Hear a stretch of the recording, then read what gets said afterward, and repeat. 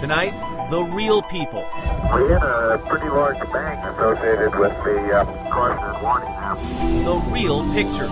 And there's one whole part of that thing missing. The real story of Apollo 13. Houston, we've had a problem.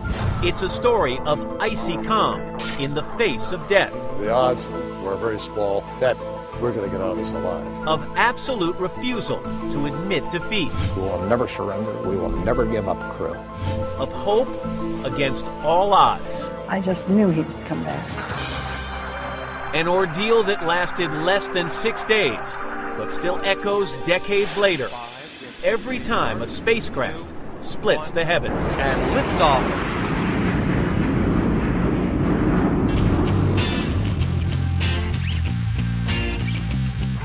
April 1970, America was convulsed over the Vietnam War. Airport was the big hit in theaters, and the news on April 10th that the Beatles were breaking up far overshadowed the moon mission scheduled the next day. As a matter of fact, before we took off, I think the only mention of Apollo 13 on the New York Times was on the weather page, about 97 pages in. Mission Commander Jim Lovell was one of NASA's most experienced astronauts. He'd been a backup pilot for the first moon landing in July of '69. That's one small step for man. Apollo 11 had transfixed the world, but then came Apollo 12 and now 13. Moonshots had come to seem routine. So you weren't front page news. Did that bother you at all? No, because this is what I wanted to do. Apollo 13 would bring back rock and soil samples from a hilly region of the moon, a much trickier landing site than those of previous missions. Lovell's fellow astronauts, Jack Swigert and Fred Hayes, were both on their first space flight. Just the thought of going to the moon was just so incredible that I couldn't pass up the chance. As Hayes and the others tell it today, none of them gave a moment's thought to the one thing about the mission that did catch the average person's attention. A lot of people just don't even deal with the number 13. They don't want to talk about it. Did it register with you at all? It didn't. I didn't even think about the number being superstitious. That is not true with my wife. My wife, Marilyn, said, "Why 13?" It did bother me, yes. And I said, well, what happened to 14? But unlike an elevator, NASA didn't skip 13. Superstition can't have any place. As if to drive home the point, lead flight director Gene Kranz recalls that NASA scheduled Apollo 13's launch for 1:13 p.m., or in military time, 13:13. You were kind of flaunting the fact that you didn't care about superstition. I think every person that was in this room lived to flaunt the odds. We were working on the ragged edge of all knowledge, all technology, and all experience in this room. This room was Kranz's domain, mission control in Houston. It had the smell of the cigarette smoke. I mean, we all smoked very heavily. Pipes, cigars, cigarettes, coffee pot that had been boiled over and had burned out. Kranz oversaw a 24/7 team of young engineers who controlled every aspect of space flight, the astronauts' lives in their hands. You guys had to look around at each other and think, we're kind of a group of badasses in here. I mean, you had to feel pretty good about yourselves. Well, the culture of this room was literally miraculous. It seemed that whatever happened, we were better as a total team than the sum of the parts. The same, of course, could be said for the three men riding the rocket, all of them former test pilots for whom mortal danger was just part of the job. When you became an astronaut, did you feel special? Did you feel invincible at all? I didn't feel invincible. I mean, the rewards involved overcame the risk that was involved. For families at home, a different equation. Did you ever get used to the risk involved, Marilyn? No, you put it out of your mind, but I can't say that it was easy at times.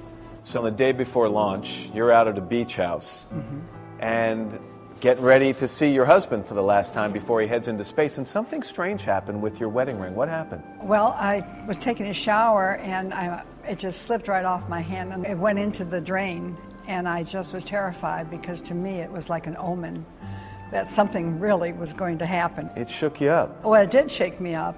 Did you ever tell Jim about it before the flight? No. Oh, no. You would never let that thought enter his mind before he's about to jump on that rocket? No. For some reason or other, the astronaut wives just never discussed anything that would worry their husbands. before they went on a flight.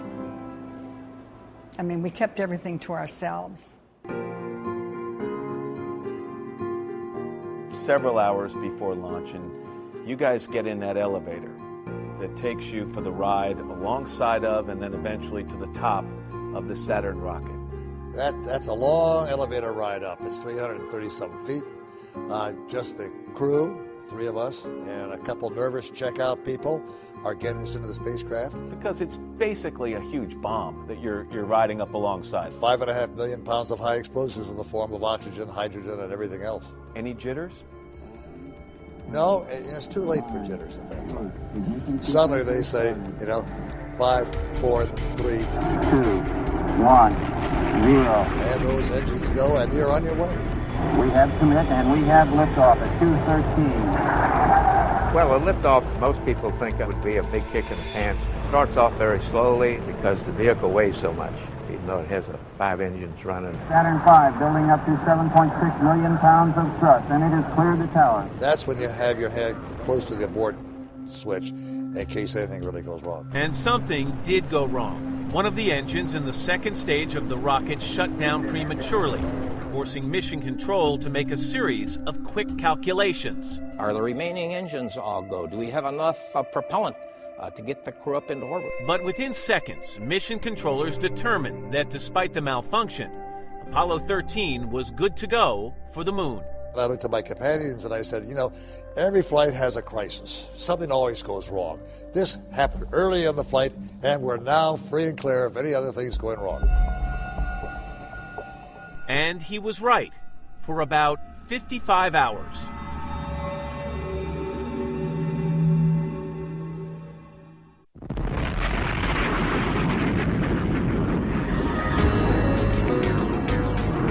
On April 11, 1970, 2 hours and 35 minutes after liftoff, Apollo 13 fired its rockets, accelerated to 24,000 miles an hour, and left Earth's orbit bound for the moon. And people always say, Jim, they say, into the calm and the peace of outer space.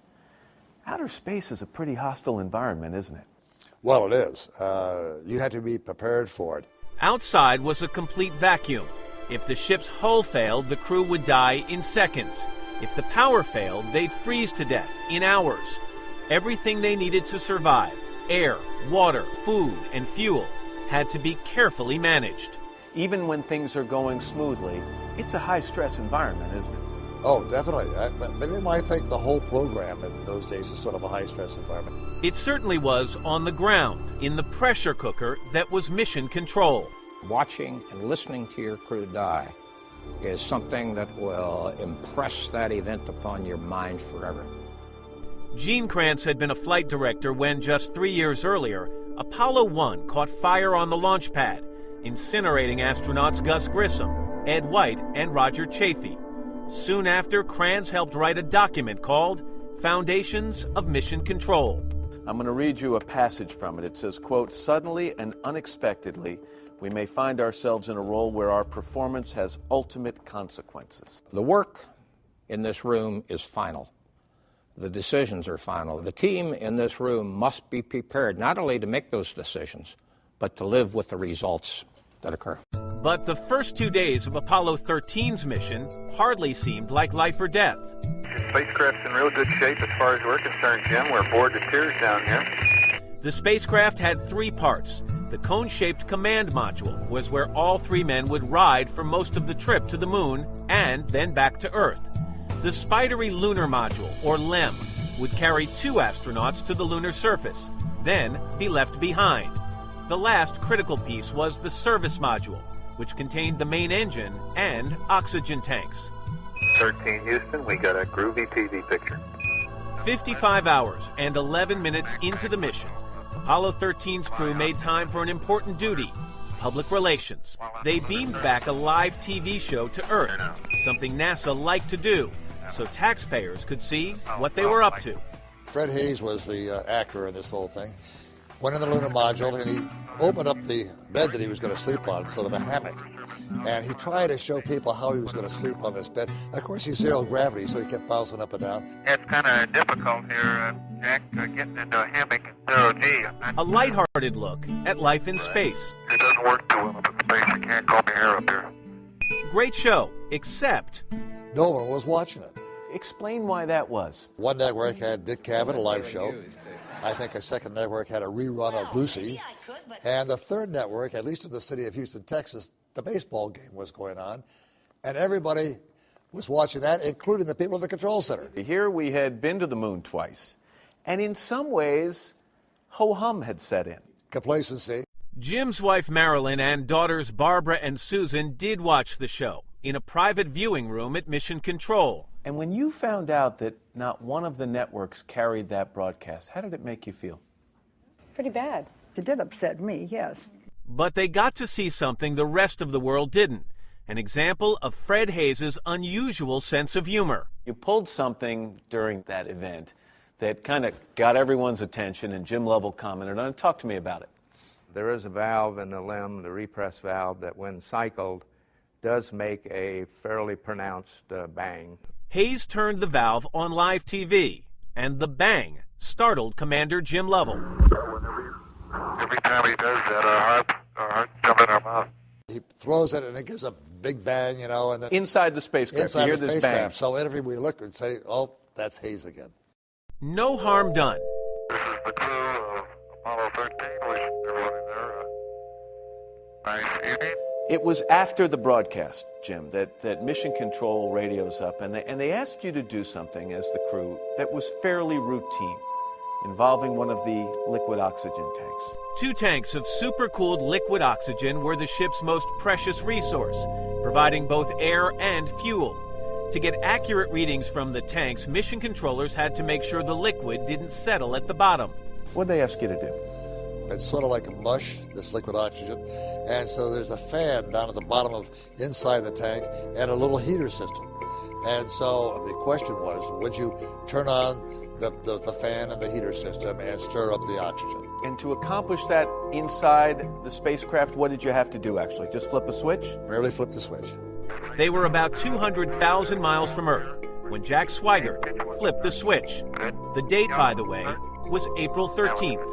We'd like it to stir up your cryo tanks. Seconds later, the men of Apollo 13 were fighting for their lives. Houston, we've had a problem.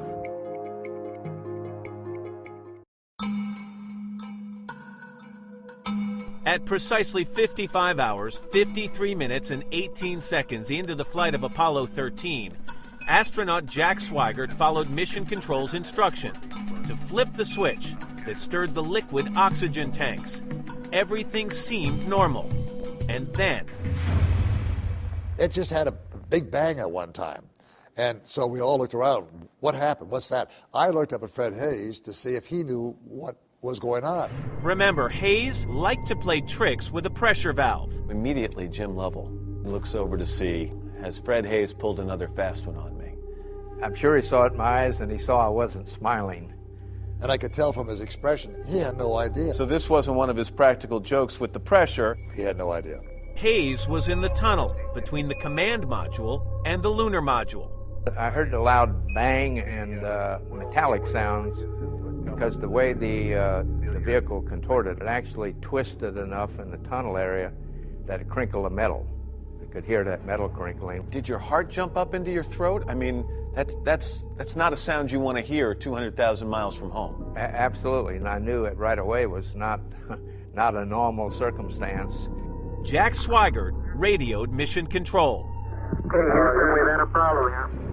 Can say again, please. 15 seconds later, Lovell repeated the message. Houston, we've had a problem. I listened to that radio transmission that is probably as famous as the flight itself. Those 5 words, Houston, we've had a problem. And I listened to the calm in your voice. Were you as calm as you sound? I kind of think so. I mean, I was faced with a problem. And so if I did nothing but, bounce off the walls for 10 minutes, I'd be right back to where that problem was. Things were not so calm in Mission Control. As soon as we received this call, it seemed our data just went wild. It was screwy. And for about 60 seconds, it was literally chaos in this room. In those 60 seconds, it seemed that every controller at every console saw a problem with Apollo 13. A flight, we've had a computer restart. The other controller says main bus undervolt. Third one says antenna switch. It did not seem possible for so many things to go wrong at the same time. They thought it had to be a fault in their communications or their monitoring systems, not the spacecraft itself. We may have had an instrumentation problem, flight. I immediately thought, okay, it's a minor electrical problem. We'll work this when the shift's over. The astronauts knew it was much worse than that. They thought they'd been hit by a meteor. Fred Hayes called Mission Control 50 seconds into the crisis. We hit a pretty large bang associated with the caution warning now. In the first few minutes, there was absolute disbelief. The controllers had never come face to face with a real problem that we didn't have any immediate answers for. Crucial minutes ticked by. Jim Lovell stared at his instrument panel. One oxygen tank gauge, the quantity gauge, read 0. And the other one, I could see the needle start to go down ever so slightly. And that's when I drifted over and looked out the side window. And I saw escaping at a high rate of speed a gaseous substance from the rear end of my spacecraft. The crisis was now in minute 14. Looks to me, looking out the hatch, that we are bending something. We are bending something out into space. Roger, we copy your venting. Jim, this isn't like getting a blowout of your tire on a highway. You are 200,000 miles into outer space, drifting further and further away from Earth. What's your emotion at that moment? Well, I'll tell you the very first thing that I thought of. Why didn't this happen on Apollo 12, or why didn't it wait for Apollo 14? For gas and so forth. Okay, can you tell us anything about the venting, where it's coming from? Coming out of window 1 right now. Do the astronauts seem abnormally calm? Cran says there's a reason. This is why we flew experimental test pilots in the spacecraft. Their demeanor was such, when you listen to these reports and get the reporting that's coming in, they're just reporting a situation on board the spacecraft. But everyone who heard Lovell's report instantly knew what it meant. We had an explosion with an enormous amount of corollary damage. In fact, they came to learn Apollo 13 had suffered a catastrophic failure. There was faulty wiring inside liquid oxygen tank 2. When Jack Swigert stirred the tank, a spark started a fire, fueled by pure oxygen. The tank blew up, taking out the ship's main supplies of air and power. And I realized the gas escaping and the needle on my second and last tank, the quantity gauge, was one of the same, and shortly we'd be completely out of oxygen. Completely out of oxygen, speeding away from Earth at 2,000 miles per hour. I think every controller at that time recognized we're not going to the moon, but also it's going to be tough, damn tough, to get the crew of Apollo 13 home. The odds were very small at that time among ourselves that we're going to get out of this alive.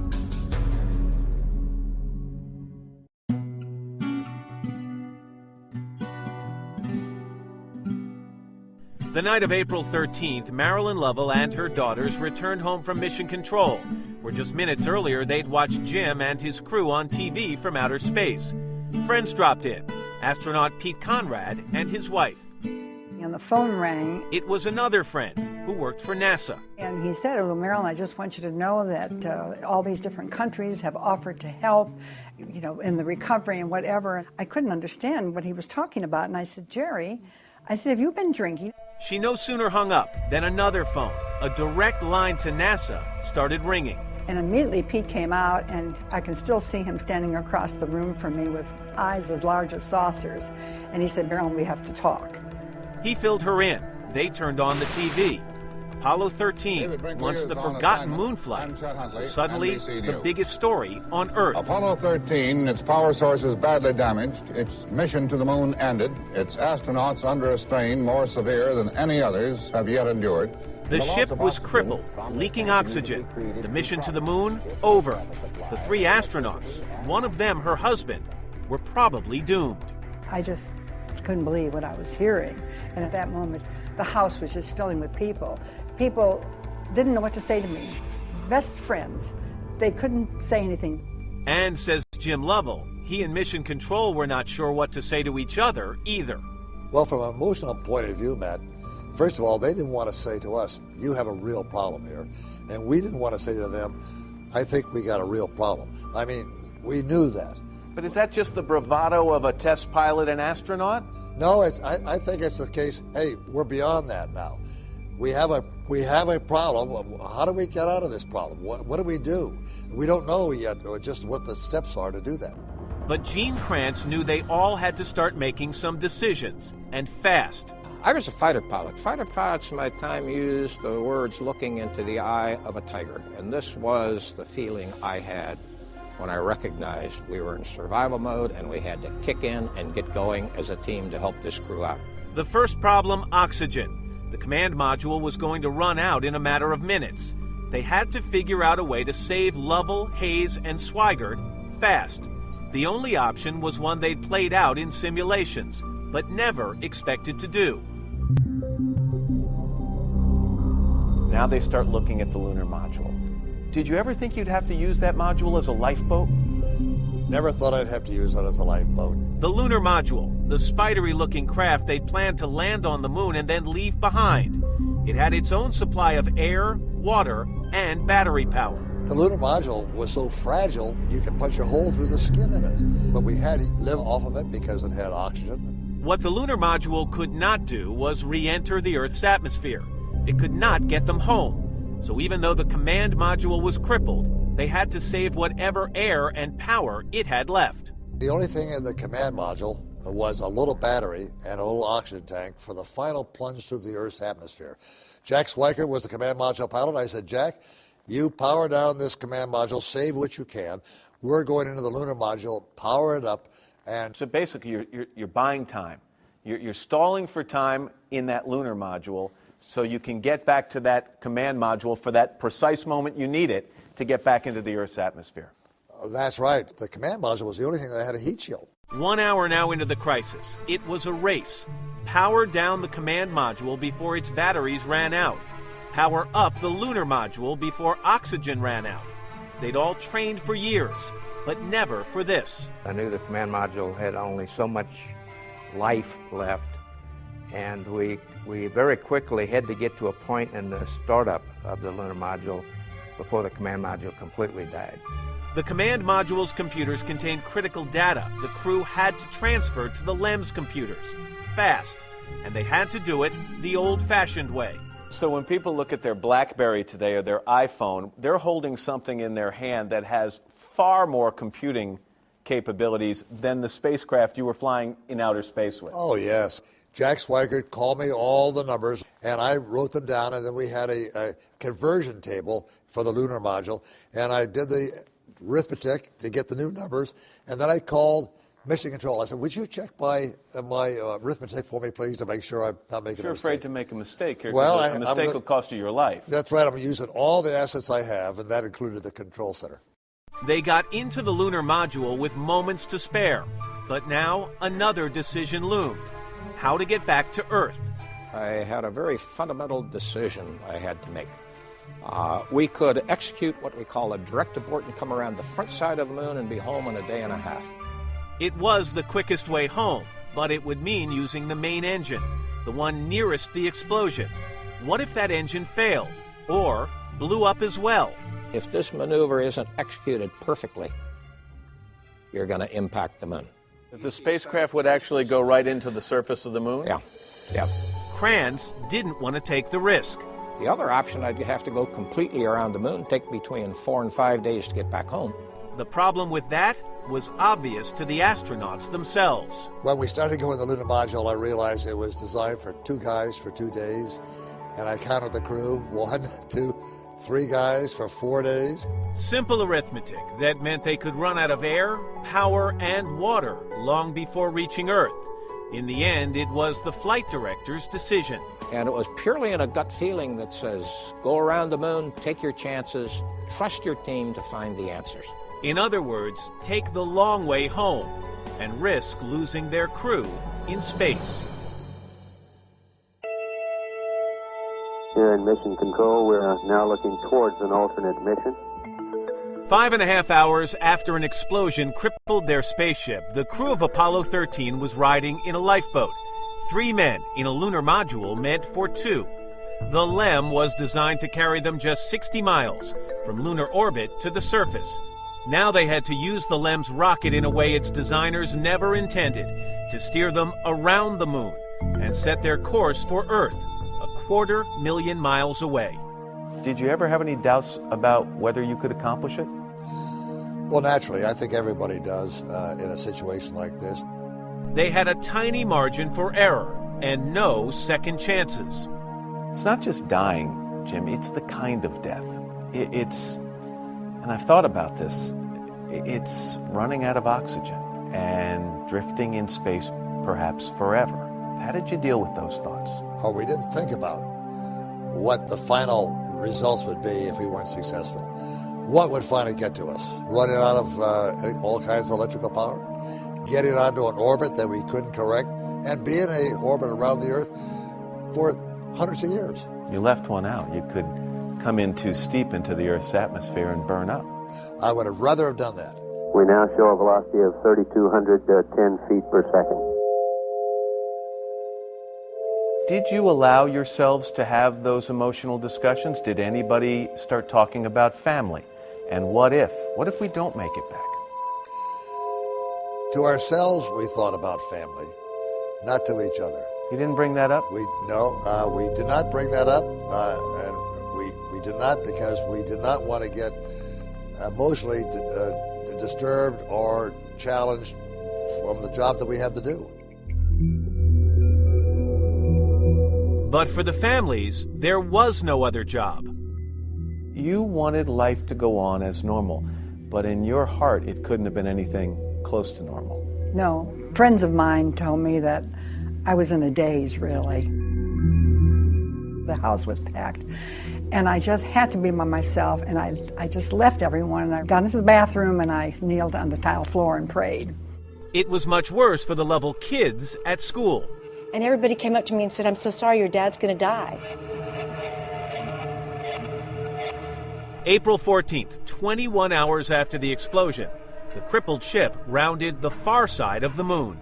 In the midst of this incredibly tense and stressful flight, where in many ways this crew was fighting for their lives, you got to see something you'd never seen before. What was that experience like? Well, it was obviously, to me, great to have the opportunity to even just loop around the moon. Jack and I did a lot of sightseeing as we went around the backside. Lovell, who had already circled the moon in Apollo 8, got a little impatient with all the photos his shipmates were taking.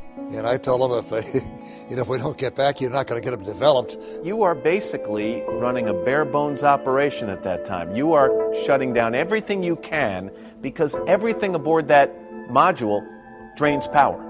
And you need all the power you can save. Exactly right. And we had to turn off all the electrical systems, and that's when the temperature kept dropping.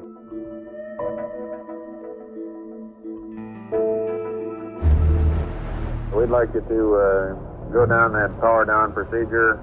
We knew it was going to get as cold as a meat locker inside that spacecraft. So in other words, you're saying, look, guys, you're going to be cold and thirsty and hungry for 4 days.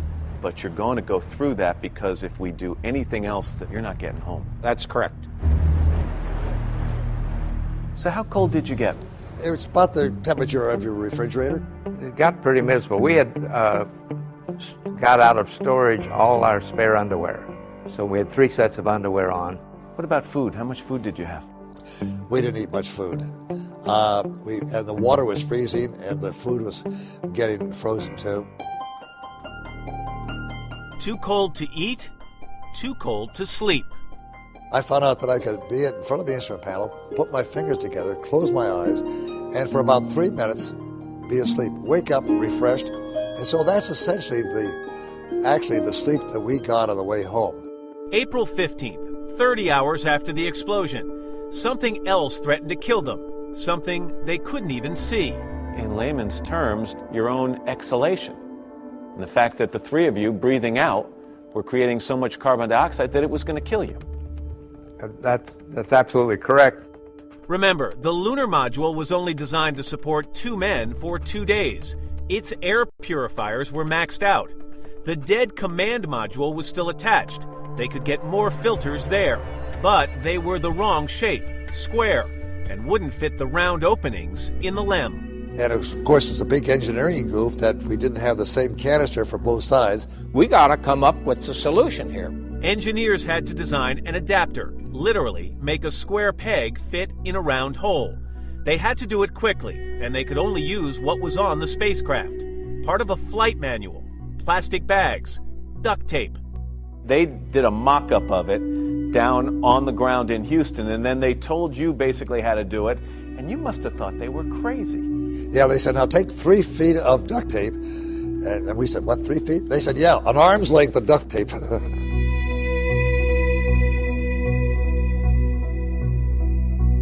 The strange-looking contraption worked. It saved their lives. And for 2 more days, cold, hungry, sleepless, the 3 astronauts hunkered down and willed their way home. At some point, Mission Control instructed you to stop sending your urine out of the spacecraft. And some people might think that's the ultimate indignity. These guys are in a tough enough strait as it is. What was the reason for that? Well, what they said was, we don't want any unbalanced force on the vehicles because we want to get you back on that free return course for a safe approach through the atmosphere and a landing on the Earth. So when you expel urine, it would change the course a little bit. It's like a little rocket engine. So now you've got bags of urine floating around in the spacecraft as well. Yeah, we try to figure out where to put that. They all but stopped drinking water. Dehydration set in. Fred Hayes soon developed an infection and fever. That was all bad. But now, even as Earth loomed in the window, there was yet another crisis. They called up and said, we have extrapolated your course all the way back to the Earth and you're going to miss the atmosphere. You were drifting. Yeah, by 60 or 80 nautical miles, which meant, although they didn't say it, is that, hey, you're gone.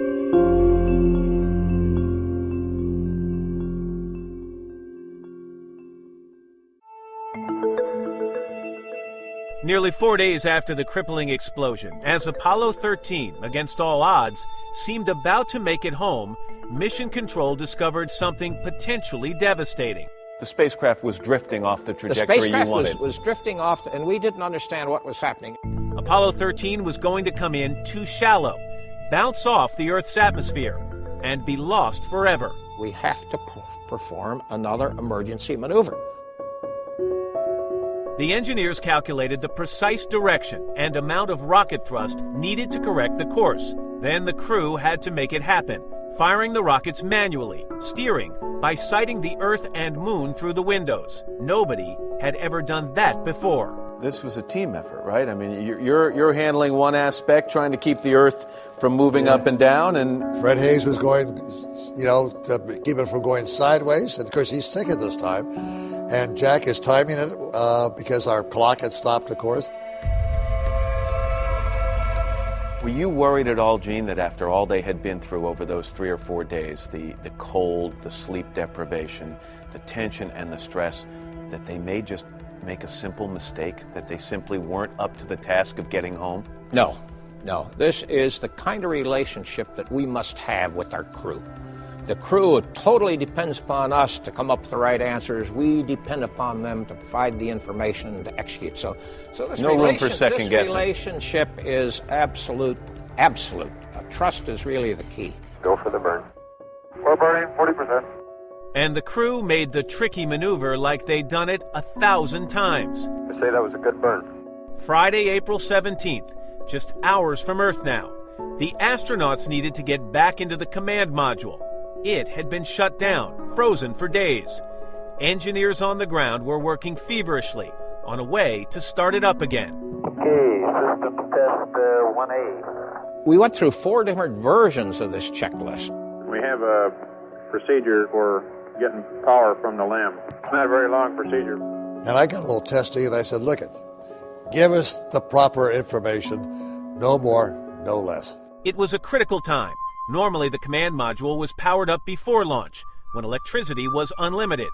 Never had a command module been shut down in flight, then restarted with just battery power. If the batteries died, so would the crew. And you talk about this procedure, over 500 steps. And they had to then radio those steps, and they had to be written down one after the other. We had no blank paper, so we had to rip covers and backs off of checklists and use that to write this checklist, which was very lengthy. Now, checklist in hand, 3 cold, hungry, sleepless men had to execute it perfectly. Okay, your go to start powering up the command module. Right, we're starting now. The command module did come fully up, fully powered up. Sigh of relief there. I mean, that's your ride home. It was a ride home, ready or not. Back in the command module now, less than 5 hours from Earth. The crew jettisoned the part of the spacecraft that exploded and nearly killed them all. Copy that. Service module separation at 138 hours, 2 minutes, 8 seconds.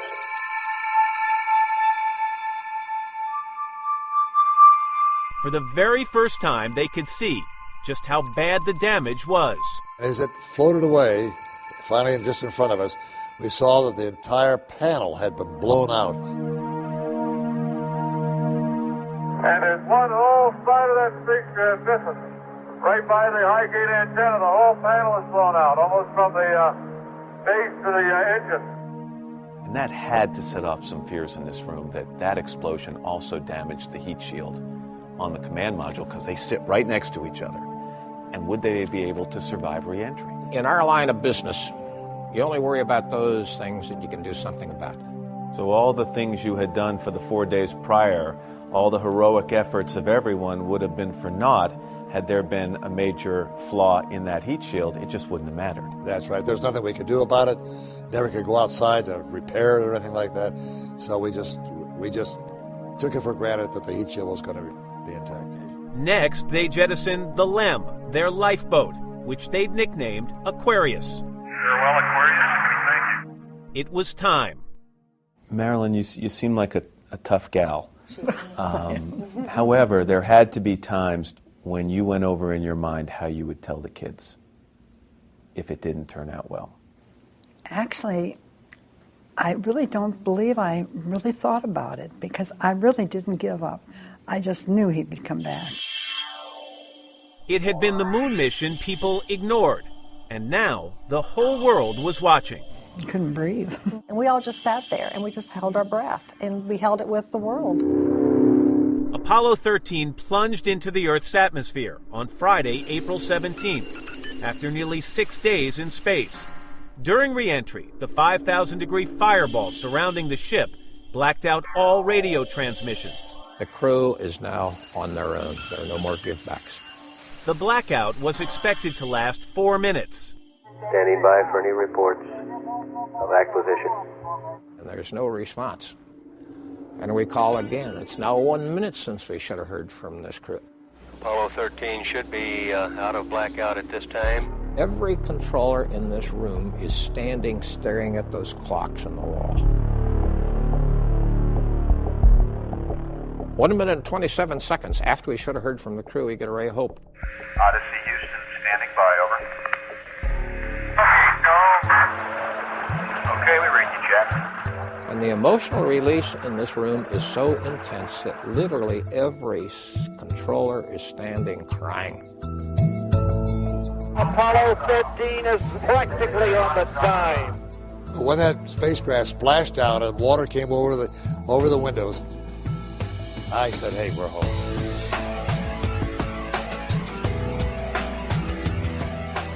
Were there handshakes in the capsule? Were there tears? What was going on in there? It was just quiet that we shook each other's hand and we said, hey, we made it again. The capsule was still cold, even after entry. Smoky air, frosty air poured out of the hatch when the diver opened the hatch. And this crew that had been living in a meat locker is finally out in the warm air of the South Pacific, and they are home and they are alive. What was the first thing you said to Marilyn when you got back to Earth? I said, you can't live without me. You can't get rid of me that easy? That's right. But here are the facts of Apollo 13. To this day, 40 years later, no human beings have ever ventured farther from home. And to this day, no astronauts have overcome so many disasters, large and small, to make it back alive.